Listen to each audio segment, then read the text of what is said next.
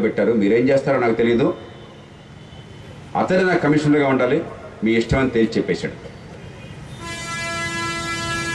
అప్పుడు బ్రిటిష్ ప్రభుత్వం ఒక అసాధారణమైనటువంటి జీవో జారీ చేసింది. ఏమిటో తెలుసా? అది జైల్లో ఉన్నా కూడా ఈ కుర్రాడే కమిషనర్గా కొనసాగుతాడు, ఈ ఫైళ్ళన్నీ ఆ కుర్రాడికే వెళతాయి, అతను ఇచ్చిన ఆర్డర్స్ని పదవిలో ఉన్న కమిషనర్ లాగా కూడా పాటించాలని చెప్పిన ఆదేశం ఇచ్చాడు. అది అమలైంది. కలకత్తా ఆలిపూర్ జైల్లో ఆ కుర్రాడు ఉన్నంతకాలం అమలైంది. తర్వాత బర్మాలో మ్యాండ్లేకాన్ని తరలించారు, అప్పుడు దాన్ని ఆపేశారు. తెల్లవాడి పాలనలో కలకత్తా మహానగరంలో కమిషనర్ని ఎన్నికైన మున్సిపల్ కార్పొరేషన్ ఏర్పాటు చేసుకుని సమర్థ పాలన అందిస్తే, ఈవేళ బి గ్రేడ్ మున్సిపాలిటీలో మీరు ఎన్నికైన కౌన్సిల్ మీకు ఇష్టం వచ్చిన కమిషన్ పెట్టిన అవకాశం ఉందా మీకు? ముఖ్యమంత్రి దగ్గర పోయి బతిమలాడాలి. మన దేశంలో జరిగింది, తెల్లవాడి పాలనలో జరిగింది. ఎక్కడ పనులు అక్కడ జరిగినాయి, అధికారం వాళ్ళ చేతుల్లో ఉంది. ఆ తర్వాత కాలంలో జిల్లా బోర్డులు కానీ నేరుగా మంచి పేరు పొందాడు. తర్వాత దేశంలో నాయకుడు అయ్యాడు. సర్దార్ పటేల్, విఠల్భాయ్ పటేల్ అహ్మదాబాద్ కార్పొరేషన్ కమిషనర్ అయినారు. రాజాజీ దేశంలో గొప్పవాళ్ళన్న దాదాపు ప్రతి వాళ్ళు కూడా వాళ్ళ స్థానిక ప్రభుత్వంలో మంచి నేతలుగా పేరు పెంచుకుని ఆ తర్వాత నాయకులైనారు. నాకు ఎప్పుడు కూడా ఈ కలకత్తాలో జైల్లో ఉండగా కమిషనర్గా కొనసాగడానికి కథ చెప్పడానికి ఈ రోజుల్లో భయం వేస్తుంది. ఎందుకంటే ఆ ఉదంతాన్ని చూసి అవినీతి పాలైనటువంటి ముఖ్యమంత్రులంతా కూడా జైల్లో ఉండి కూడా ముఖ్యమంత్రిగా ఉంటారేమో అంటారని చెప్పాను. అందుకోసం చెప్పరా. ఇంతకా కుర్రాడు ఎవరో తెలుసా? ఆ కుర్రాడే 10 ఏళ్ల తర్వాత కలకత్తా నగరానికి మేయర్ అయినాడు. ఆ కుర్రాడే 1938లో అఖిల భారత కాంగ్రెస్ అధ్యక్షుడైనాడు. ఆ కుర్రాడే మహాత్మా గాంధీ మాటను కూడా ఖాతరు చేయకుండా మన రాష్ట్రానికి చెందినటువంటి పట్టాభి సీతారామయ్యను ఓడించి మరీ 2వ అధ్యక్షుడైనాడు. ఆ కుర్రాడే దేశం నుంచి వెళ్ళిపోయి ఆజాద్ హింద్ ఫౌజ్ స్థాపించి ఈనాటికి కూడా మనందరి గుండెల్లో నేతాజీగా చిరస్థాయిగా నిలిచాడు. అది మన వారసత్వం ఈ దేశంలో, అది మన సాంప్రదాయం. అలాంటి సాంప్రదాయాన్ని దారుణమైనటువంటి వాళ్ళు ఈవేళ ఈ రకంగా మార్చారు. మీరు చూడండి ఒకసారి. ఆత్మజ్ఞానంతో బాధపడబోకండి యువత, భారతదేశం తక్కువనుకోపోకండి. అద్భుతమైన సాంప్రదాయం, శక్తి ఈ దేశంలో ఉన్నాయి. పాతకాలంలో ఉన్నాయి, ఆధునిక యుగంలో ఉన్నాయి. అద్భుతమైన నాయకత్వం ఈ దేశంలో ఉన్నది. సర్దార్ పటేల్ ఆనాడు 540 సంస్థానాల్ని కేవలం కను సైగలతో శాసించి ఈ దేశంలో 18 నెలల్లో విలీనం చేశాడు. ఒక్క తుపాకీతోట కూడా పేలకుండా. హైదరాబాద్ సంస్థానంలో తప్ప మరెక్కడ తుపాకీతోట పేలలేదు, హింసా ప్రయోగం జరగలేదు. హైదరాబాద్లో కూడా కేవలం 5గురు మరణించారంతే. జర్మనీని చూస్తే అంతా జర్మన్ భాషలో మాట్లాడేవాళ్లే, అందరూ ఒకే తెల్లతోలు వాళ్లే, అందరూ క్రైస్తవులే, అందరూ ఒకే సంస్థకు చెందిన వాళ్లే. కానీ 9 రాష్ట్రాలని స్వతంత్ర దేశాలుగా ఉంటే వాటిని విలీనం చేయడం కోసం చెప్పని బిస్మార్క్ ఆయన భాషలో చెప్పాలంటే బ్లడ్ అండ్ ఐరన్ వాడాల్సి వచ్చింది. 9 ఏళ్ల పాటు 1,00,000 మంది ప్రాణాలు కోల్పోతేనే ఆ దేశాన్ని ఏకం చేయగలిగారు. ఇటలీలో అంతా ఇటాలియన్ భాష మాట్లాడేవాళ్లే, అందరూ క్రైస్తవులే, అందరూ క్యాథలిక్లే, అందరూ తెల్లవాళ్లే, అందరూ ఒకే సంస్కృతి చెందిన వాళ్లే, అందరూ రోమన్ సామ్రాజ్యంలో భాగస్వాములే. కానీ ఆ ఇటాలియన్ భాష మాట్లాడేటువంటి ప్రాంతాలన్నీ కలపడానికి 23 ఏళ్ళు పట్టింది. అలాంటిది ఇన్ని భాషలు, ఇన్ని కులాలు, ఇన్ని ప్రాంతాలు, ఇన్ని సంస్కృతులు, ఇన్ని మతాలు, ఇవన్నీ ఉన్న దేశాన్ని 540 సంస్థానాలని అలా ఓకగా సర్దార్ పటేల్ అన్నాడు కలపగలిగాడు. అలాంటి అద్భుతమైన నాయకత్వం ఈ దేశానికి ఉన్నది. ఈవేళ రాజకీయాల్లో ఉన్న దరిద్రులకే కనుక ఆ బాధ్యత ఇచ్చినట్టయితే ఈ సంస్థానాలు ఇవాళంటే కలపండి అని చెప్పని గజానికి 1000 రూపాయలు తీసుకుని దేశం మొత్తాన్ని తాకట్టు పెట్టేవాళ్ళు వీళ్ళంతా. ఇవాళ పని చేస్తున్నారు, స్పెక్ట్రంలో చేస్తున్నారు, మైనింగ్లో చేస్తున్నారు, తీర ప్రాంతంలో చేస్తున్నారు, ఇసుకలో చేస్తున్నారు, రోడ్లలో చేస్తున్నారు, ప్రభుత్వ భూమిలో చేస్తున్నారు. ఎలాంటి రాజకీయం నుంచి, ఎలాంటి సాంప్రదాయం నుంచి ఎలాంటి సాంప్రదాయానికి వచ్చాం? ఏం కావాలి మనకు తెలుసుకోండి. ఇది బాగుందనుకుంటే మా బాబ్జీకో మరొకరికో బాధ ఏం లేదు. కొంతకాలం పోరాడిన తర్వాత సరే ఇక సమాజం సిద్ధంగా లేదని వాళ్ళు ఇంటికి పోతారు. మనం తెలుసుకోవాలి ఎలాంటి సమాజం కావాలి, మన జీవితం చుట్టూ తిరిగే రాజకీయం కావాలా, మన జీవితాలను కబళించే రాజకీయం కావాలా? ఈ ప్రశ్న ఈ రాష్ట్రం మొత్తంలో, దేశం మొత్తంలో ప్రతిధ్వనించాలి. కులానికి, భాషకి, ప్రాంతానికి, మతానికి అతీతంగా ప్రతిధ్వనించాలి. ఎందుకంటే ఏ కులమైనా, ఏ మతమైనా, ఏ ప్రాంతమైనా, ఏ భాష అయినా నా బిడ్డల బతుకు పచ్చగా ఉండాలని కోరుకొని దరిద్రుడు ఒక్కడు కూడా ఉండడు. మనందరికి కావాల్సింది ఒకటే, మన బిడ్డల బతుకు బాగుండాలి, మన భవిష్యత్తు బాగుండాలి. ఒకే కన్న తల్లి బిడ్డలం మనం, ఒకే పేగుబంధం అన్నవాళ్ళం, అన్నదమ్ములం. తాత్కాలికమైన కలహాలతో బిడ్డల భవిష్యత్తు నాశనం చేసుకోవడం కంటే ప్రమాదం మరొకట్లేదు. మన వేళ్లతో మన కళ్ళు పొడుచుకుంటున్నాం. ఈ దుష్ట రాజకీయాన్ని మార్చాలి. దానికి ఈ స్థానిక ప్రభుత్వాలే వేదికలు కావాలి. అందుకోసం స్థానిక ప్రభుత్వాలు, అందుకోసం మున్సిపల్ శంఖారావం. ఎప్పుడొచ్చినా సరే దేశంలో పెనుమార్పు రావాలంటే ఎలాగైతే జాతీయ స్థాయిలో మనం ఫెడరల్ వ్యవస్థ ఏర్పాటు చేసుకున్నామో, రాష్ట్రాలను స్వయం ప్రతిపత్తి గల సంస్థలుగా ఏర్పాటు చేసుకుని వాటికి సమానమైనటువంటి ప్రాతినిధ్యాన్ని కల్పించామో, అదే రీతిన మూడవ అంచె ప్రభుత్వం రావాలి. జిల్లా ప్రభుత్వాలు ఏర్పాటు కావాలి. ప్రతి పట్టణం, ప్రతి నగరం స్వయం ప్రతిపత్తితో పూర్తిగా ప్రజల సార్వభౌమాధికారంతో వెలసిల్లాలి. గల్లీలో ప్రతి పనికి ఢిల్లీకి పోయి అర్థించేటువంటి సాంప్రదాయం పోవాలి. ఇక్కడ వనరులు ఉండాలి, మన ఓటుకు విలువ చేకూరాలి, ఇక్కడ పనులు ఇక్కడ జరగాలి. కేవలం ఎన్నికనే వాళ్ళే కాదు, ప్రతి వార్డులో ఇక్కడ ఈవేళ విజయనగరంలో ఒక వార్డులో 5,000 మంది ఉంటే, ఈ 5,000 మంది పేరుతో సుమారుగా మీకు తెలుసో లేదో 6.5 కోట్ల రూపాయలని ప్రభుత్వం ఖర్చు పెడుతోంది సంవత్సరానికి. ఎక్కడన్నా కానీ తెలుసా మీకు సంగతి? ఆఫ్టర్ ఆల్ దానిలో కనీసం 65 లక్షలు ఆ వార్డులో పెట్టగలిగితే, అక్కడ జనం చేతుల్లో నుంచి ఇదిగోనయ్యా ఈ కన్యకా పరమేశ్వరి సెంటర్లో ఆ మ్యాన్ హోల్స్ నువ్వు పూర్తి చేసుకో, ఆ అమ్మాయి పడిపోయినటువంటి ఆ ప్రాంతంలో అక్కడ గోడ కట్టేసుకో, పారిశుధ్యాన్ని బాగా చూసుకో, దోమలను అదుపు చేసుకో అని జనానికే చెప్పేస్తే ఈ 65 లక్షలతో జనం బ్రహ్మాండంగా చేసుకోగలుగుతారు. మిగతా 6 కోట్లు వాడి దగ్గర పెట్టండి. వాడు కొంత తింటాడు, కొంత పని చేస్తాడు, తర్వాత చూసుకుందాం. అదంతా కేవలం 10% డబ్బు ఇక్కడ పెడితే ఆ మున్సిపల్ వార్డులోనే, మళ్ళీ కౌన్సిల్ చేతుల్లో కాదు, వార్డు చేతుల్లోనే, జనం చేతుల్లోనే పెడితే మనం బంగారం పండించవచ్చు. ఏ గ్రామానికి ఆ గ్రామం 5,000 జనాభా ఉంటే 5,000 జనాభాకి 50 లక్షలు 60 లక్షల రూపాయల సంవత్సరానికి అక్కడ పెట్టేస్తే మంచినీళ్ళు, రోడ్లు, స్కూల్ బిల్డింగ్లు, మరుగుదొడ్లు, మురుగునీటి సదుపాయాలు మొత్తం కూడా చూసుకోవచ్చు. ఈవేళ ప్రతిదానికి అర్థించే పని పెట్టుకున్నాం. నిన్న ఓటేస్తాం, ఈవేళ అర్జీ పట్టుకు బయలుదేరుతాం. పోనీ అర్జీ పెట్టుకున్నాడు, ఏమన్నా పని చేస్తున్నాడా? 88లో ఆనాటి ప్రధానమంత్రికి నాకు పెద్ద వాదన జరిగింది. ఒక జిల్లా కలెక్టర్గా నేను గట్టిగా ఆయనతో పోరాడాను. జిల్లా ప్రభుత్వాలు కావాలి, ప్రజల చేతుల్లో అధికారం ఉండాలి అని చెప్పని. ఆయన అంతా విని, మీరు మరీ ఆదర్శంగా మాట్లాడుతున్నారు, అబ్బాయి ఇది సాధ్యం కాదు, ఈ జనం స్వపరిపాలనకు పనికిరారు అన్నాడు. ఆయన చెప్పాను, అయ్యా నేను దీనికి సమాధానం చెప్పక్కర్లేదు, మీ తాతగారు ఆయన మిత్రులు చాలామంది చాలా కాలం క్రితం సమాధానం చెప్పారు. తెల్లోళ్ళు ఈ దేశంలో ప్రజలు స్వపరిపాలనకు పనికిరారు అని చెప్పంటే మన నేతలు చెప్పారు, good government is no substitute to self government. మీరు మంచి పాలన ఇస్తున్నారు ఒప్పుకుంటున్నాం, కానీ మీ మంచి పాలన మా స్వపరిపాలనకి ప్రత్యామ్నాయం కాదని చెప్పారు అని చెప్పంటే, అది వేరు ఇది వేరు, అది ఢిల్లీలో చెల్లుతుంది, గల్లీలో చెల్లదు అన్నాడు. నేను అది గుర్తు చేయాల్సి వచ్చింది.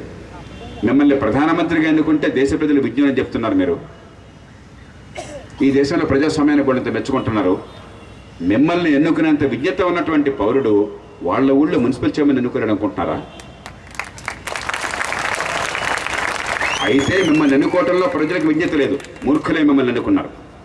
లేకపోతే వాళ్ళ ఊళ్ళో సర్పంచ్నో వాళ్ళ ఊళ్ళో మున్సిపల్ చైర్మన్నో అంతే విద్యుత్తో జనం ఎన్నుకుంటారు, వాళ్ళకు వదిలేయండి మీరు అంటే. వెంటనే మళ్ళీ ఇంకో మెలికి పెట్టాడు ఆయన. ఏమంటే మన దేశంలో కులాలు ఉన్నాయి, వర్గాలు ఉన్నాయి, మతాలు ఉన్నాయి. స్థానికంగా కనుక అధికారం ఇచ్చినట్టయితే అక్కడ బలం ఉన్న వాళ్ళ చేతుల్లోకి అధికారంపై జనాన్ని పీడించేస్తారు, మనం అంతా పూనుకోవాలి అని చెప్పన్నాడు. అప్పుడు ఆయన గుర్తు చేయాల్సి వచ్చింది. మీరు ఈ దేశంలో ఎక్కడికైనా వెళ్ళండి, ఏ రాష్ట్రమైనా వెళ్ళండి, ఏ నగరమైనా వెళ్ళండి, ఏ గ్రామమైనా వెళ్ళండి, ఏ ఆఫీస్కైనా వెళ్ళండి, ఏ పని కోసమైనా వెళ్ళండి, నేను ఏమీ షరతులు పెట్టను. ఒక్కటే షరతు, మీరు ప్రధానమంత్రిని తెలియకుండా మొహానికి ముసుగో మరొకటి వేసుకుని మారువేషంతో వెళ్ళండి, అజ్ఞాతంగా వెళ్ళండి. ఈ సామాన్య ప్రజలు ఈ దేశంలో పడుతున్న వేదన మీకు కంటపడుతుంది. వాళ్ళ గుండె కోత మీకు తెలుస్తుంది, వాళ్ళ గుండె ఘోష మీకు వినిపిస్తుంది. మనం ఇక్కడ కూర్చుని ప్రధానమంత్రులుగా, ముఖ్యమంత్రులుగా, మంత్రులుగా, కలెక్టర్లుగా అంతా బాగుందని నటిస్తున్నాం, ఆత్మవంచన చేసుకుంటున్నాం.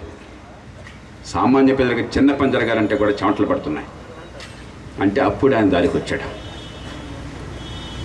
ఆనాడంత కఠోర వాస్తవమో 23 ఏళ్ల తర్వాత అదంతా కఠోర వాస్తవం. ఆనాటికి నాటికి పరిస్థితి అని ఉంది. అధికారాన్ని ఢిల్లీ, హైదరాబాద్లో పెట్టుకుని నాశనం చేస్తున్నారు. పైనున్నాడు మంచివాడైనా కూడా ఒకవేళ పొరపాటున, అందరూ చెడ్డవాడు కాదు, మంచివాడైనా ఏం చేయలేకపోతున్నాడు. అందుకే దూరంగా ఉన్న చెడ్డవాడి మంచివాడి కంటే దగ్గరగా ఉన్న చెడ్డవాడి పాలన మిన్న. వాడు తప్పు చేస్తే చొక్కా పట్టుకోగలం, పేక పట్టుకోగలం, జనం నిలబడగలం. అధికారం జనం చేతుల్లోకి ఆ వార్డులో ఇచ్చేయండి. తప్పు చేస్తే మీరు బెత్తం పట్టుకోండి, బడిత పట్టుకోండి, వాడిని జైల్లో పెట్టండి, ఆస్తులు పీకి పారేయండి. అంతేగాని జనం మీద నమ్మకం లేకుండా మేం చేస్తామని నటిస్తే ఈ 60 ఏళ్ళు జరిగిందో జరుగుతుంది. సాక్షాత్తు ప్రధానమంత్రి నియోజకవర్గాల్లో కూడా చాలా స్వల్పమైన పని జరుగుతుంది వాళ్ళ వల్ల. మీరెంత గొప్పవాళ్ళైనా సరే అక్కడి నుంచి కదా పని జరగాల్సింది, ఇక్కడి నుంచి జనం నుంచి జరగాలి. అధికారం ఇవ్వండి, తప్పు జరిగితే బెత్తం పట్టుకోండి. ప్రతి వార్డుకి అధికారం వెళ్ళాలి. మౌలిక వస్తువుల కోసం అని చెప్పి మనం ఇంత బాధపడితే ఇంతకంటే దారుణం ఉందా? నీకు కూడా బాధ కలుగుతుంది. నువ్వు ఎమ్మెల్యే కావచ్చు, మంత్రి కావచ్చు, కోటీశ్వరుడు కావచ్చు, 100 కోట్లు సంపాదించవచ్చు, 100 ఎకరాలు కబ్జా చేసి ఉండొచ్చు, మీరు పెద్ద ఆకాశం అంటేటువంటి మేడలు కట్టచ్చు. కానీ పక్కింట్లో పోరగాడిని కుట్టిన దోమ నీ ఇంటికి కూడా వస్తుందే, నీ పిల్లల్ని కూడా కుడుతుందే, ఆ డెంగ్యూ వైరస్ని తీసుకొచ్చి నీ పిల్లలకి అంటిస్తుందే. దోమకి తేడాలు లేవే. వీడు డబ్బున్నాడా లేడా, వీడు ఎమ్మెల్యేనా కాదా, వీడు కోటీశ్వరుడా కాదా, ఈ తేడాలు లేవే. దోమలు గొప్ప సోషలిస్టులే.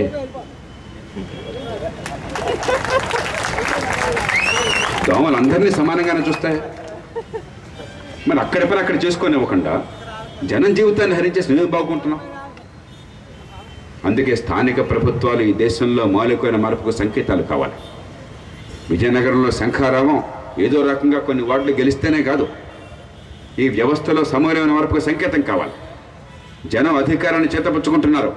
ఏ ఊళ్ళో ఊరు పని జరిగిపోతుంది.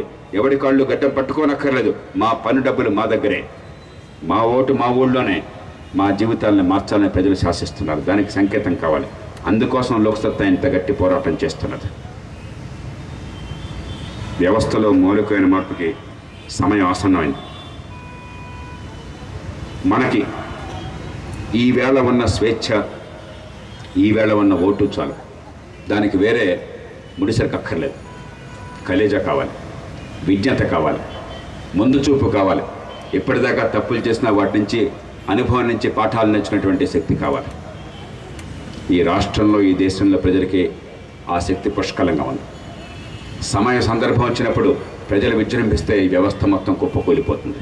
నూతన వ్యవస్థకు నాంది పలికిన వాళ్ళు అవుతాం. అందుకే దయచేసి లోతుగా ఆలోచించండి. రాష్ట్రాన్ని రావణ కాష్టంగా మారుస్తున్న వాళ్ళకి బుద్ధి చెప్పండి.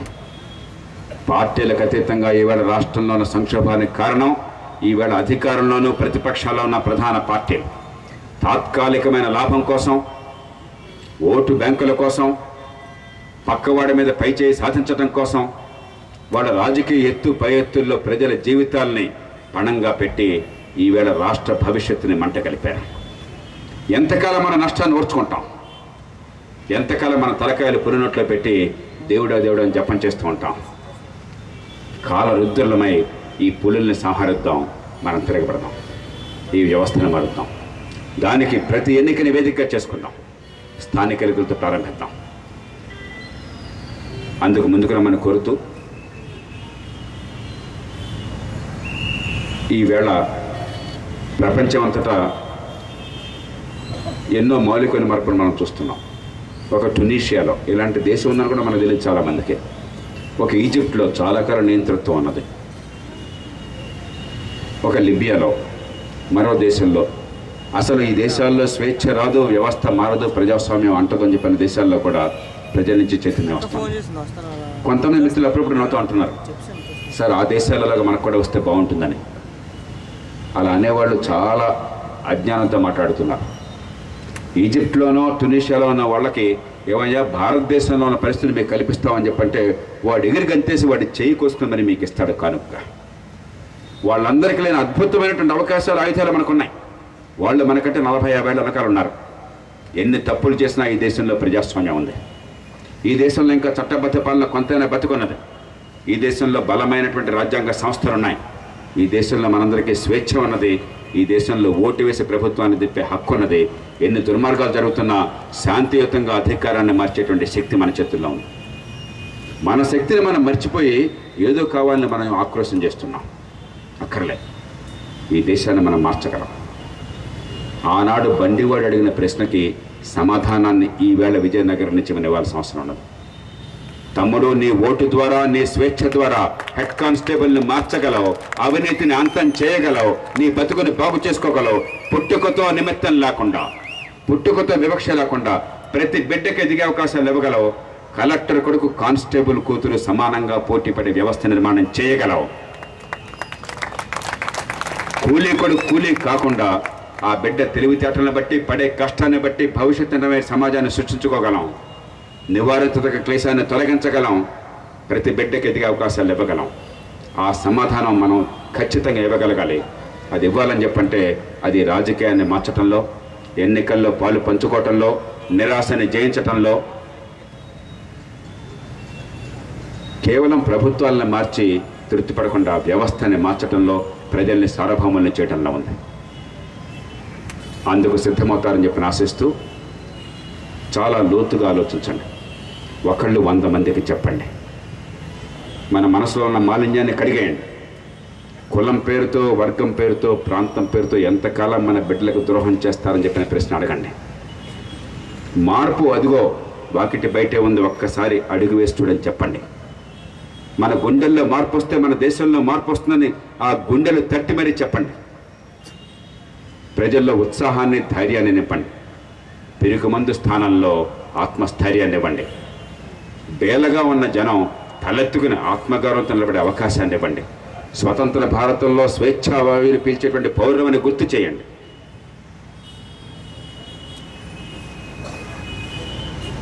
ఓ కవి చెప్పాడు, రెండో ప్రపంచ యుద్ధం తర్వాత చెప్పాడు, నాకేమిటి అనుకుంటే ఏం జరుగుతుందో చెప్పాడు ఆయన.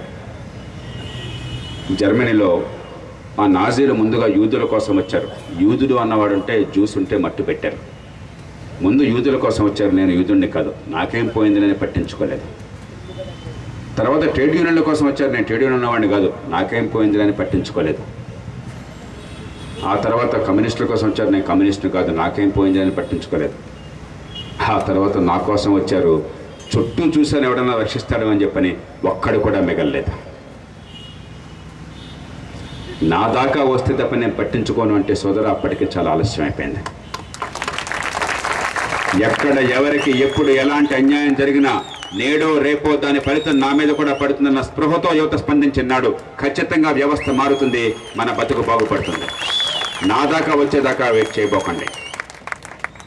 అందుకే మరొక ఆయన చెప్పాడు, అద్భుతమైన మాట చెప్పాడు, దుర్మార్గానికి నేను బలిపశువుని కాను, కన్నీళ్లు కార్చి ఒక మార్టీర్లాగా తల వంచుకొని భుజాలు దించుకుని నేను భీరువులాగా పారిపోను. దుర్మార్గానికి బలిపశువుని కాను, నేను దుర్మార్గానికి పాల్పడను. అన్నిటి మించి above all I shall not be A by stander, A mute spectator. అన్నిటిని మించి నేను మౌన ప్రేక్షకుడిని కాను. దుర్మార్గం జరుగుతుంటే సహిస్తూ కూర్చోను. నేను గొంతెత్తుతాను, 10 మంది కలుస్తాం, సంఘటితంగా నిలబడతాం, వ్యవస్థను మారుస్తాం. అది ప్రజాస్వామ్యంలో శక్తి, స్థైర్యం అనేటువంటి పౌరుల లక్షణం. అందుకు మీరంతా సిద్ధపడతారన్న విశ్వాసం నాకు పూర్తిగా ఉంది. లేకపోతే ఇవాళ సాయంత్రం హాయిగా సినిమా చూడకుండా, కుటుంబంలో మిగతా సభ్యులతో గడపకుండా ఇంతమంది ఒక రొక్కిండే నాడు ఇంతమంది అందులో శనివారం సాయంత్రం ఆహ్లాదం గడిపే రోజున, రేపు సెలవు రోజు ఇలా కూర్చోరు.